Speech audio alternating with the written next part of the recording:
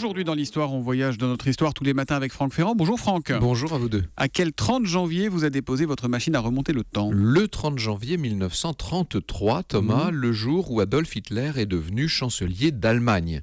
C'est le président de la République de Weimar, le maréchal von Hindenburg, qui a demandé au chef du Parti national-socialiste de former le nouveau gouvernement. Mais pourquoi choisit-il Hitler, Franck ?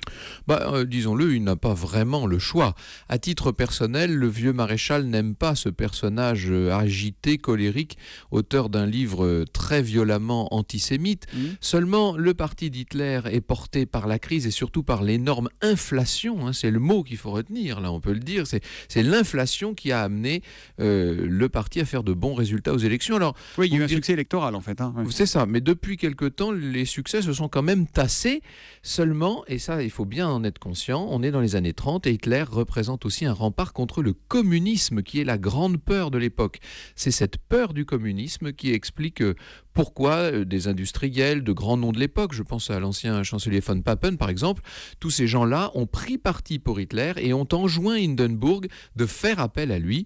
Sous la pression générale, on peut dire, Hindenburg va donc céder et nommer Hitler chancelier. C'est donc le chancelier Hitler qui forme un nouveau gouvernement. C'est déjà un gouvernement nazi ou pas encore ? Alors non, pas entièrement. Bien sûr que Hitler va nommer un certain nombre d'hommes à lui au poste clé. Göring est ministre de l'air, Wilhelm Frick est ministre de l'Intérieur, etc. Mais le reste des portefeuille est distribué à la droite conservatrice classique. C'est un gouvernement qui est dit, je cite, de redressement national et qui est censé sortir l'Allemagne de cette espèce de crise infernale dans laquelle elle est à l'époque.